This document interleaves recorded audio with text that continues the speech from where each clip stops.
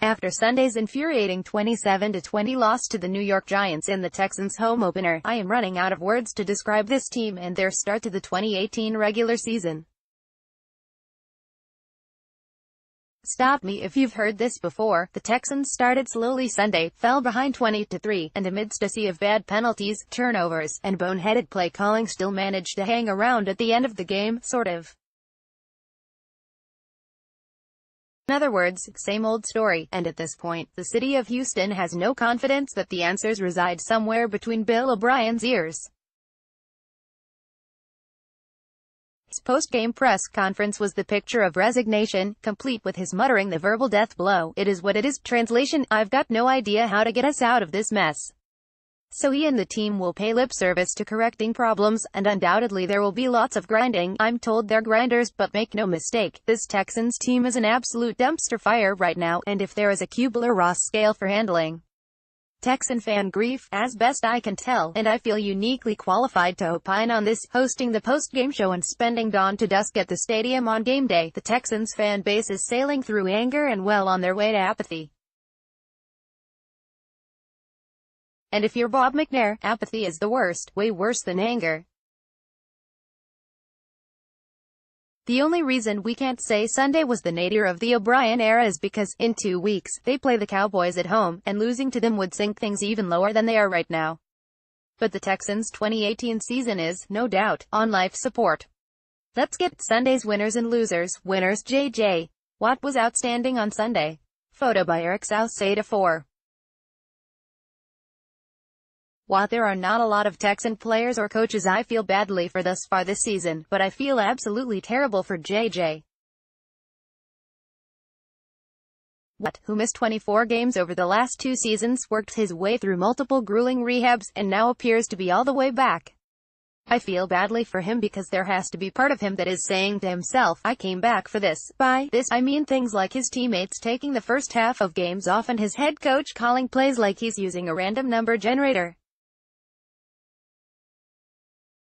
Bill O'Brien and about 85% of the roster are failing J.J. Watt right now. It's 2014 all over again. Watt puts up a bunch of crooked numbers on the stat sheet. Sunday he had 3 sacks, 3 TFLs, 4 QB hits, and 8 tackles, and most of his on-field teammates are mere spectators. Good to have the old J.J. Watt back. Will Fuller racked up his second straight 100-yard game. Photo by Eric Southside 3.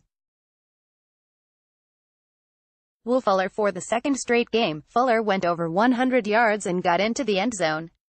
Fuller is showing off the full range of routes each Sunday, and is rapidly developing into a guy who, if he stays healthy, brings the juice of a true no.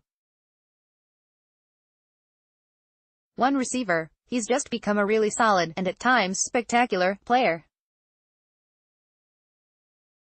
His hands no longer seem to be an issue, and on Sunday, he flashed some things blocking on the outside, notably on Jordan Thomas's 39-yard catch and run in the first quarter on the first drive of the game. The ascension of Fuller to go with Hopkins is one reason, on a very short list, to be optimistic that the Texans can pull out of this nosedive at some point. Saquon Barkley showed everyone why he was the second overall pick in the draft. Photo by Eric Southside 2. Saquon Barkley came into Sunday's game largely looking to get out of first gear.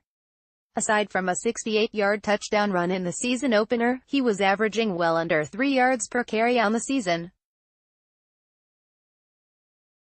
Sunday, though, Barkley made a major impact, both early and late.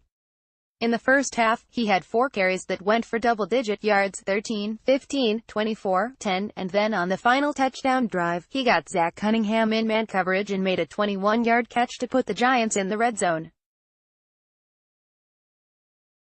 Most of all, Barkley was a workhorse who was rarely brought down by the first tackler. He lived up to the considerable hype of being the No. 2 overall pick. Eli Manning completed 86% of his passes. Photo by Eric Southside 1. Eli Manning. There's no other way to put it. For what the Giants needed to do to win this game, Eli Manning damn near pitched a perfect game.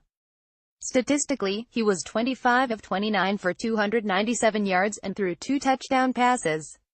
Most importantly, he protected the football, no turnovers.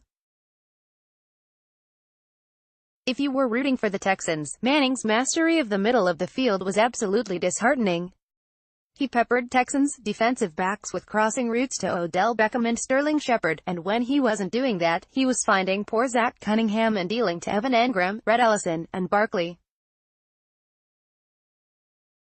On the Giants' final touchdown drive to go up 27-15, Manning ran 9 plays and 7 of them stayed in bounds, chewing up 35 to 40 seconds worth of clock on each play. Say what you will about where Manning is in his career arc, I, for one, still think he's a below-average quarterback at this stage of his career, but he was dealing on Sunday. LOSERS 4. First half scoring. The Texans are doing themselves zero favors with their dormant energy level and mistakes early in games. Unlike their first 2 games, at least on Sunday, they took the lead early, with a Ka'imi Fairburn field goal staking them to an early 3-0 lead. However, it didn't last, and eventually, the Giants would take a 20-6 lead into the locker room at halftime. Collectively, the Texans have been outscored 55-19 in the first half this season, the mark of a team that is unprepared or in no fear of consequences for uninspired play. 3. The Greenbrier. If this season continues to slide into the abyss, at some point, likely after the season is over, every facet of preparation will be evaluated, and let's face it, this is a team that has started this season like they spent 3 weeks at a cushy country club in the hills of West Virginia. As someone who gets to spend a week there covering the team, with temperatures in the 50s at night, I say, please, please, please Texans, win some games. Julian Davenport was an abject disaster on Sunday. Photo by Eric Sauceda 2. Julian Davenport. I'll just say this about Davenport, and this goes for Martinez Rankin on the left side. The combination of these 2 guys is going to get Deshaun Watson maimed before this season is over. The Texans' tackles were bad last season, but nothing like this. I'll just sum it up with a couple of tweets. So I've rewatched the first half of the Texans game. Julian Davenport scorecard through 30 minutes. False starts, 3 holding, 1 nearly getting Watson killed, 10 this is yucky. Pic.twitter.com/3kuos3bg6j. Sean Pendergast at St. Pendergast, September 24, 2018. It's become awfully tough to believe that Bill O'Brien can turn this thing around. Photo by Eric Sauceda 1. Zach Cunningham. It was a rough afternoon for the Texans' second-year inside linebacker, whose strength is supposed to be in coverage on running backs and tight ends. Unfortunately, he made mistakes that were integral to 3 Giants scoring drives. On the drive that led to a field goal to make the score 10-3, Cunningham was called for an obvious pass interference on tight end Evan Engram for 10 yards.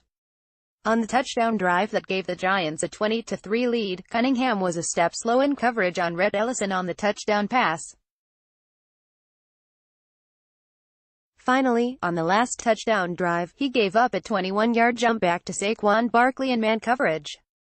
Cunningham, whose offseason led to a lot of hope for growth in his second year, has been a disappointment thus far this season. He is not alone in that regard. Yes, I could have put Bill O'Brien as one of the 4 losers, but I don't want to be repetitive. I'll leave that to the Texans. Listen to Sean Pendergast on Sports Radio 610 from 2 to 6 p.m. weekdays. Also, follow him on Twitter at http://twitter.com/stpendergast and like him on Facebook at https://www.facebook.com/stpendergast.